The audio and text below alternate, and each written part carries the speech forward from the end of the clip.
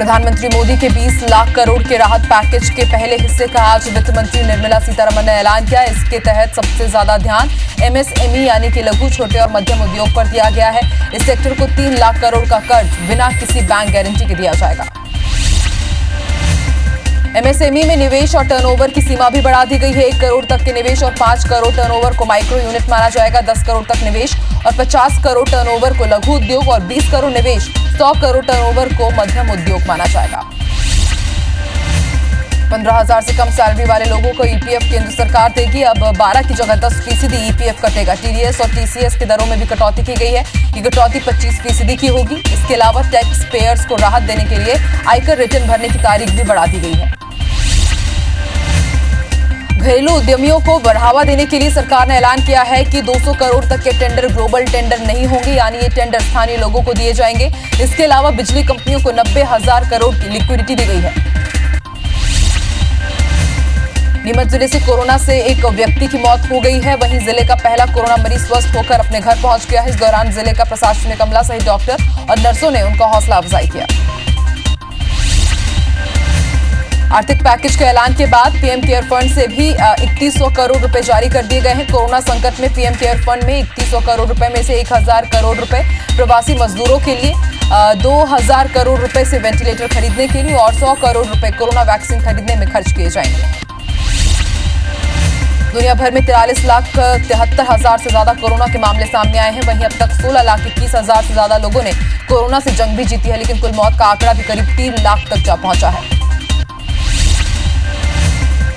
देश भर में कोरोना से कुल केस 75,000 के पार हो गए हैं। वहीं देश में अब तक 25,000 से ज्यादा कोरोना मरीज पूरी तरह से ठीक हो चुके हैं। देश भर में कोरोना से 2,415 से ज्यादा लोगों की मौत हो चुकी है। एक्टिव मरीजों का आंकड़ा 47,000 के पार पहुंच चुका है। मध्य प्रदेश में पिछले 24 घंटे में 187 नए मामले सामने आए हैं और प्रदेश में कोरोना के कुल केस 4,173 तक जा पहुंचे हैं। इंदौर में एक दिन में 90 से ज्यादा संक्रमित बढ़े हैं। प्रदेश में अब तक 232 लोगों की मौत हुई है। 2,000 से ज्यादा लोग मध्य प्रदेश में ठीक भी हुए हैं।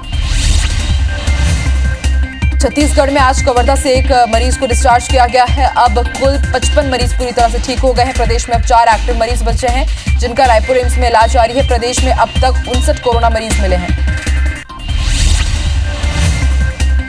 दुर्ग में रैपिड टेस्ट में 4 लोगों की कोरोना रिपोर्ट पॉजिटिव आई है। इसमें धमधा के और भिलाई के एक शख्स की रिपोर्ट पॉजिटिव मिली है। मरीजों के आरटीपीसीआर के लिए सैंपल रायपुर एम्स भेजे गए हैं। जिले में बीआर साउथ स्कूल में बने क्वारंटीन सेंटरों की व्यवस्था के विरोध के बाद 4 मजदूर भाग गए थे, जिसके बाद प्रशासन की कार्य व्यवस्था पर जनप्रतिनिधियों ने आवाज उठाई थी। वहीं मुंगेली के नारायणपुर पंचायत में बने क्वारंटीन सेंटर की वीडियो में मजदूर परिवार ने सरपंच पर भोजन पानी की व्यवस्था नहीं करने का आरोप लगाया है। इस लापरवाही पर प्रशासन कुछ कहने को कतरा रही है। लॉकडाउन के चलते लोगों के पास अन्न की कमी न हो, इसलिए खाद्यान्न वितरण किया जा रहा है। लेकिन मध्य प्रदेश के मुरैना शहर से महज 6 किलोमीटर दूर हांसी गांव के 80 परिवार भूखे मरने के लिए मजबूर है। परिवार का यह भी आरोप है कि सुरक्षा के लिए मास्क और सैनिटाइजर भी नहीं दिए गए हैं। कवर्धा जिले के सोमनापुर गांव में संचालित क्वारंटीन सेंटर में रुकी प्रवासी गर्भवती महिला ने पंडरिया के सरकारी शिशु अस्पताल में स्वस्थ बच्चे को जन्म दिया है। प्रसव के बाद मां और बच्चे को नवनिहाल किट भी भेंट किया गया। लॉकडाउन के बीच एससीसीएल की कोयला खदानों में काम कर रहे मजदूरों में भय का माहौल है। मजदूरों को काम करने के दौरान सोशल डिस्टेंसिंग को निभा पाना मुश्किल हो रहा है। वहीं नियमित जांच की भी व्यवस्था नहीं है। मजदूर 50 लाख रुपए के बीमे के दायरे में कोल मजदूरों को लाने की मांग कर रहे हैं। बुधवार को पनवेल, सतारा और भरूच की 3 ट्रेनों से सैकड़ों मजदूर कटनी पहुंचे। इनमें कटनी के अलावा दीगर जिले के भी मजदूर हैं, जिन्हें बसों के जरिए उनके जिले के लिए रवाना किया गया। दुर्ग जिला प्रशासन ने लॉकडाउन के दौरान सैलून और स्पा सेंटरों को खोलने की अनुमति दे दी है। इस संबंध में कलेक्टर अंकित आनंद ने आदेश जारी किया है। ये दुकान सोमवार से शुक्रवार तक ही खुलेंगी। मध्य प्रदेश की पूर्व मुख्यमंत्री उमा भारती ने एक के बाद एक 14 ट्वीट कर खुद के कार्यकाल के समय शुरू की गई पंच योजना को शुरू करने को लेकर वकालत की है। उन्होंने इस मामले में सीएम शिवराज सिंह चौहान से भी बात की है। जिला किसान संघ के प्रतिनिधियों ने कलेक्टर को मुख्यमंत्री के नाम एक ज्ञापन सौंपकर धान खरीदी के अंदर की राशि की मांग की है। किसान बड़ी संख्या में कलेक्ट्रेट कार्यालय पहुंचे थे। किसानों ने धान खरीदी के अंदर की राशि एक मुश्त में देने की मांग की है। इसी तरह कर्ज माफी की राशि राष्ट्रीयकृत बैंकों से देने की मांग की गई है। साथ ही चना, गेहूं, दलहन और तिलहन खरीदी की मांग भी की गई है। अंबिकापुर शहर के अलग अलग इलाकों में अतिक्रमण की बाढ़ आ गई है। शहर के महामाया पहाड़, गंगापुर और बिलासपुर रोड समेत कई इलाकों में अतिक्रमण किया गया है। प्रशासन ने इन अतिक्रमणकारियों पर कार्रवाई की बात कही है। भिंड की सिंध नदी में अवैध रेत उत्खनन के खिलाफ चंबल डीआईजी और माइनिंग विभाग की टीम ने छापेमार कार्रवाई की। टीम ने 2 पनडुब्बियों को नष्ट करवाने के साथ ही एक पोकलेन मशीन, ट्रक और बड़ी मात्रा में रेत का डंपर भी जब्त किया है। जबलपुर के महुआखेड़ा गांव के हिरन नदी घाट पर रेत का अवैध खनन कर रहे 2 पोकलेन मशीन को जब्त किया गया है। पुलिस ने आरोपियों के खिलाफ मामला दर्ज कर उनकी तलाश शुरू कर दी है। बेमेतरा के थान खमरिया के प्राथमिक, पूर्व माध्यमिक और कन्या प्राथमिक शाला में घटिया क्वालिटी का दाल वितरित करने पर डीईओ ने 3 शिक्षकों को निलंबित कर दिया है। कलेक्टर से शिकायत के बाद मामले में कार्रवाई की गई। ग्वालियर में दूध बेचने के दौरान व्यक्ति की गोली मारकर हत्या कर दी गई, जिससे आक्रोशित परिजनों ने घटनास्थल पर ही चक्का जाम कर दिया। परिजनों ने आरोपियों की गिरफ्तारी और मृतक के परिजनों को सुरक्षा मुहैया कराने की मांग की है। मुरैना में 18 साल की बेटी ने पिता पर दुष्कर्म का आरोप लगाया है। पीड़िता के अनुसार उसके आरोपी पिता ने 2 बार उसके साथ दुष्कर्म किया, जबकि इसमें उसकी मां की भी सहमति थी, जिस पर पुलिस ने मामला दर्ज कर लिया है। दोनों आरोपी को गिरफ्तार कर लिया। पोरसा थाने में चाइल्ड हेल्पलाइन में दुष्कर्म की शिकायत दी गई, जिसके बाद युवती की तलाश कर उसे घर से मुक्त कराया गया। नमक की मुनाफाखोरी की सूचना के बाद जांजगीर चांपा जिले में शिवरी नारायण और पामगढ़ के 2 दुकानदारों पर 5-5 हजार रुपए का जुर्माना लगाया गया। बता दें कि कार्रवाई करने पहुंचे अधिकारी ग्राहक बनकर दुकान गए थे।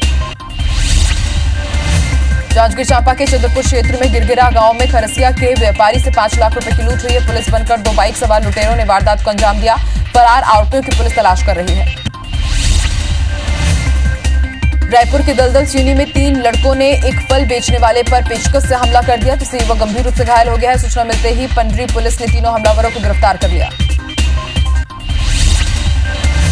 कोंडागांव के मसौरा में संचालित टोल नाका में टोल वसूलने के दौरान विवाद का मामला सामने आया है। दरअसल कोंडागांव की गाड़ियों को 50% छूट देनी है, लेकिन वर्तमान में छूट नहीं दी जा रही, जिसके चलते विवाद बढ़ता जा रहा है।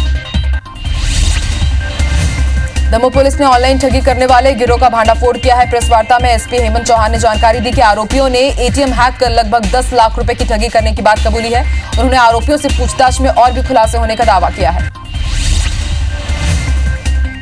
रायपुर में मारपीट और गाली गलौज करने के मामले में जमानत पर रिहा हुए भिलाई नगर निगम के पार्षद पीयूष मिश्रा ने अपनी सफाई दी है। उन्होंने पूरे मामले को लेकर कहा कि उन्हें राजनीतिक दुर्भावना का शिकार बनाया गया है। धमतरी नगर निगम में शराब पीकर जुआ खेलने के मामले में निगम आयुक्त ने 7 लोगों के खिलाफ कार्रवाई की है। कार्रवाई निगम की पेंशन शाखा में पदस्थ कर्मचारी सहित 6 प्लेसमेंट कर्मियों पर की गई है। प्लेसमेंट कर्मियों को नौकरी से ही निकाल दिया गया है। मुंगेरी में आज अवैध रूप से गुटखा, तंबाकू और गुड़ाकू बेचने पर एक व्यापारी पर पुलिस ने कार्रवाई की है। उसके पास से लगभग 25 से 30 लाख रुपए की कीमत में भारी मात्रा में नशे का सामान भी जब्त किया गया। ग्वालियर के जडेरुआ बांध के पास पुरानी रंजिश में एक सिकंदर लोधी की गोली मारकर हत्या कर दी गई। 4 व्हीलर में सवार युवकों ने सिकंदर लोधी पर फायर किया, जिससे मौके पर ही सिकंदर लोधी की मौत हो गई। मुरार थाना पुलिस भी मौके पर पहुंच गई है। परिजनों की निशानदेही पर आरोपी की तलाश की जा रही है। महाराष्ट्र में पलायन करके उत्तर प्रदेश जा रहे मजदूरों के वाहन में रायसेन की खरवई चौकी के पास चेकपोस्ट के पास आग लग गई। मौके से पर पहले से मौजूद उमरावगंज थाना प्रभारी शहबाज खान और उनकी टीम ने आग पर काबू पाया। एसपी ने उमरावगंज थाना प्रभारी शहबाज खान और उनकी टीम के लिए नाम की घोषणा की है। मध्य प्रदेश और छत्तीसगढ़ राज्य की अंतर्राज्यीय सीमा पर घुपरी टोला बैरियर के समीप एक बुजुर्ग की मौत हो गई। मौत के बाद परिजनों ने बैरियर पर ही जमकर हंगामा किया। मध्य प्रदेश के उमरिया जिले के भरेवा गांव के केशव मिश्रा की तबीयत बिगड़ने पर अस्पताल पहुंचने में देरी से उनकी मृत्यु हो गई थी। घटना के बाद पुलिस और प्रशासन के अधिकारी भी मौके पर पहुंचे। जंगल में पानी नहीं मिलने से गांव पहुंचे घायल चीतल के इलाज के दौरान मौत हो जाने से वन विभाग पर सवाल उठ रहे हैं। बड़ा सवाल है कि इस मौत के लिए जिम्मेदार कौन है। लाखों रुपए वन विभाग द्वारा तालाब बनाने के नाम पर खर्च किए गए हैं, लेकिन इसके बाद भी वन्यजीवों को आखिर जंगल में पानी क्यों नहीं मिलता। आखिर वन्यजीवों को मौत का सिलसिला कब रुकेगा। सरायपाली के ग्रामीण अंचलों में इन दिनों तेंदुपत्ता तोड़ाई का कार्य लगातार जारी है। यहाँ 150 रुपए की रोजी देकर नाबालिगों से काम कराया जा रहा है। तेंदुपत्ते का फर्ज यहाँ पर बन गया है। वहीं पंचायत द्वारा क्वारंटीन सेंटर भी बनाया गया है। आने वाले 24 घंटे में बस्तर संभाग में तेज बारिश होने की आशंका है। प्रदेश के कई इलाकों में तेज हवा और बिजली गिरने की भी आशंका मौसम विभाग ने जताई है। जबलपुर में आज कोरोना से जंग जीतने वाले 5 पुलिसकर्मियों सहित 15 लोगों को हॉस्पिटल से डिस्चार्ज कर दिया गया है। इन पुलिसकर्मियों में आईपीएस रोहित काशवानी भी शामिल हैं।